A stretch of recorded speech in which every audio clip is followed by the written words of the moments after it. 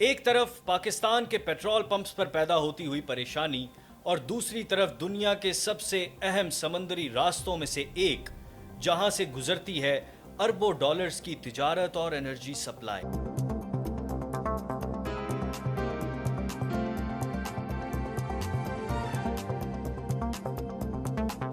ناظرین، کچھ دن پہلے دنیا کو امید تھی کہ شاید ایران اور امریکہ کے درمیان ہونے والی پیش رفت ان تنازعوں کو ختم کرنے کی طرف پہلا قدم ثابت ہوگی، لیکن پھر ایک کے بعد ایک نئے واقعات سامنے آئے، کمرشل شپس پر حملے ہوئے، الزامات دوبارہ شروع ہوئے اور دیکھتے ہی دیکھتے اسٹریٹ آف ہارموز پھر سے دنیا کی توجہ کا مرکز بن گیا۔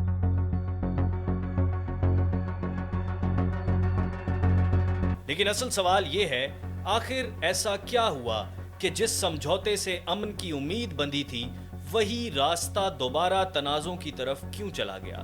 اور اگر یہ کھچاؤ مزید بڑھتا ہے تو اس کا بوجھ ناظرین صرف ایران اور امریکہ نہیں بلکہ پاکستان جیسے ملکوں کے عام لوگوں تک بھی پہنچے گا۔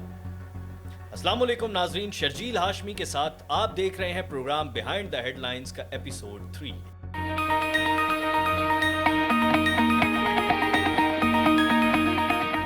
ناظرین، آج کا مسئلہ صرف دو ملکوں کے درمیان سیاسی تنازعوں کا نہیں ہے، یہ مسئلہ ہے دنیا کی انرجی سپلائی کا، یہ مسئلہ ہے آپ کے گھر کے خرچ کا، اور یہ مسئلہ ہے اس انسرٹینٹی کا جو دنیا کے کسی اور حصے میں پیدا ہوتی ہے لیکن اثر ہماری روزمرہ زندگی پر ڈالتی ہے۔ 17 جولائی سے ناظرین پاکستان میں پیٹرول کی سپلائی کے حوالے سے پریشانی کی رپورٹ سامنے آئی ہے۔ کئی علاقوں میں پیٹرول پمپس پر رش دیکھے گئے اور عوام میں یہ تشویش پیدا ہوئی کہ اگر گلف ریجن کی صورتحال مزید خراب ہوتی ہے تو اس کا اثر ہماری فیول سپلائی اور قیمتوں پر کیا ہوگا۔ لیکن اس سوال کا جواب سمجھنے کے لیے سب سے پہلے ہمیں سمجھنا ہوگا کہ ایران اور امریکہ کے درمیان دوبارہ تناؤ کی بنیادی وجہ کیا بنی۔ ناظرین، کچھ ہفتے پہلے دنیا نے ایک امید دیکھی، ایران اور امریکہ کے درمیان مذاکرات کا سلسلہ دوبارہ سامنے آیا اور ایک سمجھوتا طے ہوا جس کا مقصد تھا کہ تناؤ کو کم کیا جائے اور ایک ایسا راستہ نکالا جائے جہاں دونوں طرف اپنے اپنے مفادات کا تحفظ کر سکیں۔ پاکستان نے بھی اس پروسیس میں اپنا کردار ایز اے ڈپلومیٹک کنٹری بھرپور ادا کرنے کی کوشش کی، لیکن ناظرین انٹرنیشنل سیاست میں صرف دستخط کر دینا کافی نہیں ہوتا، اصل امتحان ہوتا ہے کہ کیا دونوں طرف زمین پر بھی ان باتوں پر اثر کیا جاتا ہے یا نہیں، ان پر عمل ہوتا ہے یا نہیں، اور یہیں سے کہانی ایک نیا موڑ لیتی ہے۔ اسٹریٹ آف ہارموز کے قریب 3 تجارتی جہازوں پر 3 کمرشل شپس پر حملوں کی رپورٹ سامنے آتی ہے۔ یہ واقعہ صرف سمندری سیکیورٹی کا مسئلہ نہیں تھا بلکہ اس نے پوری دنیا کو ایک خطرے کا سگنل دیا۔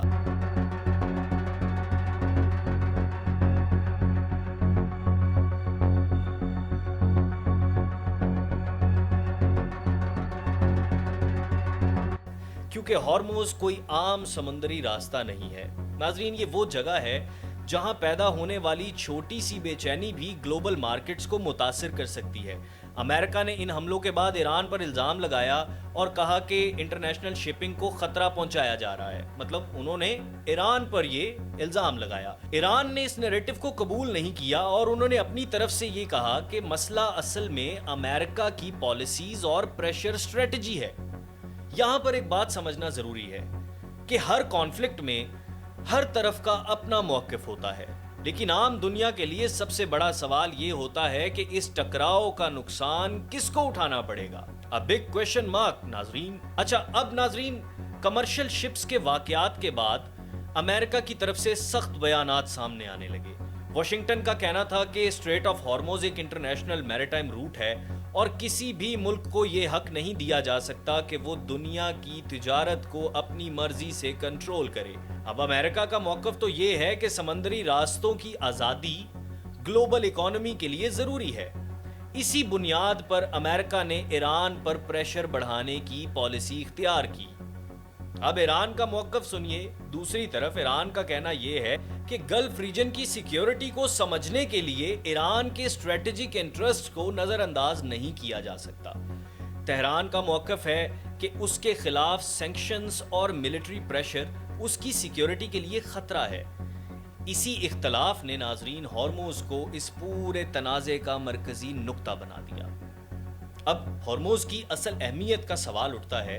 سوال یہ ہے کہ دنیا ہارموز کو اتنی اہمیت کیوں دیتی ہے؟ اس کی وجہ یہ ہے کہ یہ سمندری راستہ مڈل ایسٹ کی انرجی سپلائی کے لیے انتہائی اہم ہے۔ یہاں پیدا ہونے والی کسی بھی رکاوٹ کا اثر صرف گلف کنٹریز تک محدود نہیں رہتا، بلکہ آئل پرائسز بڑھتی ہیں، ٹرانسپورٹ مہنگا ہوتا ہے اور آخر میں اس کا اثر عام آدمی کی جیب پر پڑتا ہے۔ پاکستان کے لیے یہ سچویشن اور بھی اہم ہے کیونکہ ہماری اکانومی کا بڑا دار و مدار امپورٹڈ انرجیز پر ہے۔ اگر انٹرنیشنل مارکیٹ میں آئل کی قیمت بڑھتی ہے تو اس کا اثر پیٹرول کی قیمتوں پر، ٹرانسپورٹ کی قیمتوں پر اور روزمرہ استعمال کی چیزوں کی قیمتوں پر ڈائریکٹ اثر پڑتا ہے۔ اب یعنی ہارموز سے ہزاروں کلومیٹر دور ہونے کے باوجود اس تنازع کا اثر پاکستان کے عام شہری تک پہنچ سکتا ہے۔ لیکن اب سوال یہ ہے، کیا ایران کے لیے ہارموز صرف ایک اسٹریٹجک کارڈ ہے یا پھر اس کے پیچھے کوئی بڑا معاشی فائدہ بھی ہے؟ سوشل میڈیا پر جو اربوں ڈالرز کے نمبرز چل رہے ہیں ان کی حقیقت کیا ہے؟ اور ٹرمپ نے پہلے ٹرانزٹ فی کا آئیڈیا کیوں دیا، پھر اس پر اپنا رخ کیوں بدلا؟ یہ سمجھنا اس پوری کہانی کا سب سے اہم حصہ ہے۔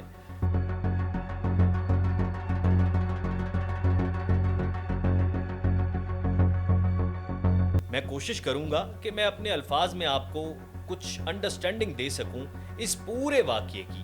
اب آتے ہیں اس سوال کی طرف کہ جو پچھلے کچھ عرصے سے سوشل میڈیا پر بہت زیادہ ڈسکس ہو رہا تھا۔ سوال یہ تھا کہ اگر ایران اسٹریٹ آف ہارموز پر اپنا اثر و رسوخ بڑھاتا ہے تو کیا وہ اس سے اربوں ڈالر کما سکتا ہے؟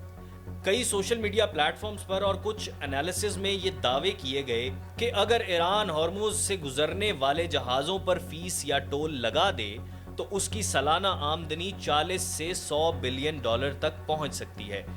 یہ نمبر سننے میں بہت بڑا لگتا ہے اور ظاہر ہے ایسی آمدنی کسی بھی ملک کے لیے بہت بڑی طاقت بن سکتی ہے، لیکن یہاں ہمیں ایک ضروری فرق سمجھنا ہوگا۔ دعویٰ کیا ہے اور حقیقت کیا ہے؟ سب سے پہلی بات، اسٹریٹ آف ہارموز سوئز کینال کی طرح کوئی انسانی بنایا ہوا راستہ نہیں ہے۔ اس چیز کو نوٹ کیجئے۔ سوئز کینال پر فیس اس لیے لی جاتی ہے کیونکہ وہ ایک بنایا ہوا انفراسٹرکچر پروجیکٹ ہے جس کی تعمیر اور دیکھ بھال پر خرچہ ہوتا ہے، لیکن ہارموز یہ ایک قدرتی سمندری گزرگاہ ہے۔ انٹرنیشنل میریٹائم لاز کے تحت ہر گزرنے والے جہاز سے اپنی مرضی کا ٹول لینا اتنا سیدھا اور آسان معاملہ نہیں ہے ناظرین۔ جو 100 بلین ڈالر کا نمبر وائرل ہوا اسے حقیقت سمجھنا درست نہیں۔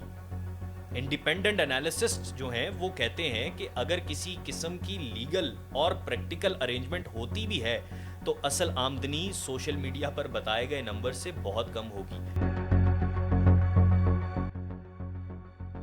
اب یہاں اصل بات یہ ہے کہ ایران کتنے بلین ڈالر کما سکتا ہے؟ یہ سوال آپ کے دل میں بھی ہے اور میرے دل میں بھی ہے۔ اصل بات یہ ہے کہ ہارموز کا کنٹرول ایران کو ایک اسٹریٹجک پوائنٹ دیتا ہے۔ I hope you are getting this point کہ ہارموز کا کنٹرول ارننگ ایک الگ پارٹ ہے۔ ارننگ کے علاوہ ایران کو اسٹریٹجک پریشر پوائنٹ ملتا ہے، یعنی کبھی کبھی کسی جگہ کی اہمیت اس سے ہونے والی کمائی سے زیادہ ہوتی ہے۔ اب آتے ہیں امریکہ کے فیصلے کی طرف جس نے اس کرائسس کو اور زیادہ ڈسکسیبل بنا دیا۔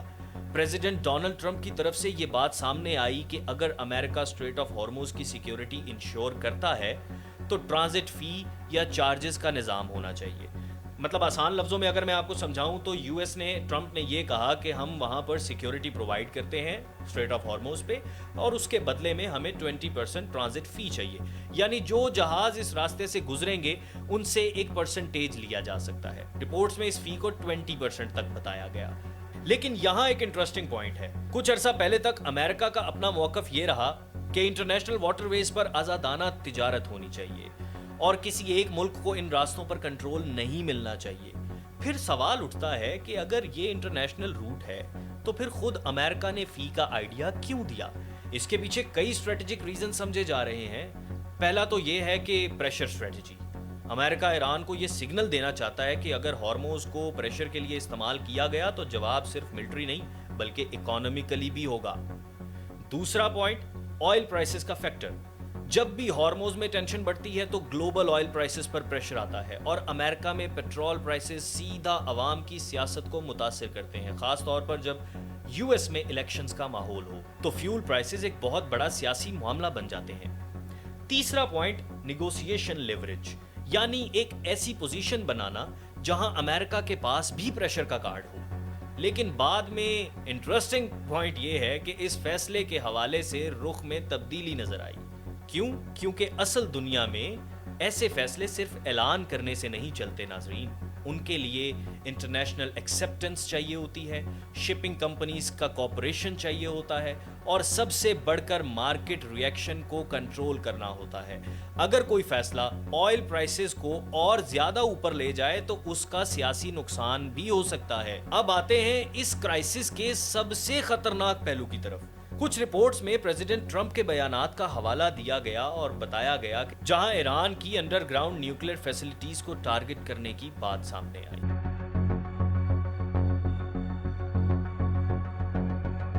अब ये समझना जरूरी है कि ईरान की कुछ न्यूक्लियर फैसिलिटीज जमीन के बहुत नीचे मजबूत पहाड़ों के अंदर बनाई गई हैं। मकसद ये है कि उन्हें आम हवाई हमलों से बचाया जा सके।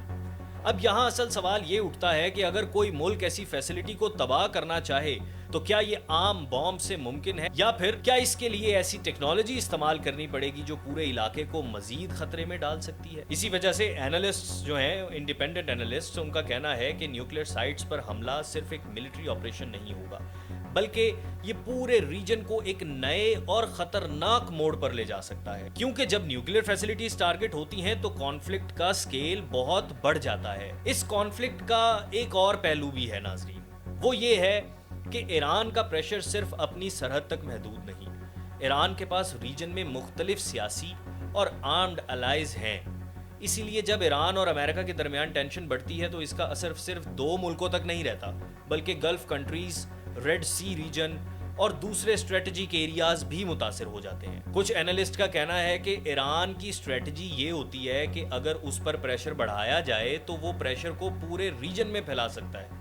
लेकिन दूसरी तरफ इस स्ट्रेटजी का एक नुकसान भी है, क्योंकि जितना कॉन्फ्लिक्ट फैलता है उतना ही डिप्लोमेटिक स्पेस कम हो जाता है और फिर अमन की तरफ वापस आना मुश्किल हो जाता है। अब बात करते हैं हम पाकिस्तान की। पाकिस्तान के लिए ये सिचुएशन बहुत नाजुक है। एक तरफ ईरान हमारा पड़ोसी मुल्क है, दूसरी तरफ गल्फ कंट्रीज हैं। पाकिस्तान के लिए मुआशी और स्ट्रेटेजिक अहमियत रखती हैं। पाकिस्तान की कोशिश ये रही है इस पूरे मामले में कि टेंशन कम हो और दोनों तरफ बातचीत का रास्ता खुला रहे। लेकिन अगर कॉन्फ्लिक्ट बढ़ता है तो पाकिस्तान को कई मुश्किल फैसलों का सामना करना पड़ सकता है, क्योंकि energy security, regional stability, economic interests और ये सब एक दूसरे से जुड़े हुए हैं। अब तक हमने फैक्ट्स और मुख्तलिफ मौक़िफ़ देखे। अब मेरा तज्जिया, मेरे नज़दीक इस पूरे मामले का सबसे बड़ा सबक ये है कि जंग में अक्सर जीत का दावा सब करते हैं, लेकिन सबसे पहले नुकसान आम लोगों का होता है। एक मिसाइल का फैसला किसी कॉन्फ्रेंस रूम में होता है, लेकिन उसका असर एक घर के किचन के बजट पर पड़ता है। एक डिप्लोमेटिक फेलियर एक ड्राइवर के पेट्रोल खर्च को बढ़ा सकता है और एक रीजनल कॉन्फ्लिक्ट पूरी दुनिया की इकोनॉमी को हिला सकता है। ईरान हो, अमेरिका हो या कोई भी दूसरा मुल्क हो नाजरीन, आखिर में सवाल ये है कि क्या कोई ऐसा रास्ता निकलेगा जहां सिक्योरिटी कंसर्न्स भी हल होंगे और दुनिया को एक और बड़ी एनर्जी क्राइसिस का सामना ना करना पड़े। पाकिस्तान में नाजरीन इस वक्त पेट्रोल की शॉर्टेज और कुछ एनालिस्ट्स की रिपोर्ट के मुताबिक पूरी दुनिया के पास इस वक्त सिर्फ 12-13 दिन का जो फ्यूल रिजर्व है वो रह गया है।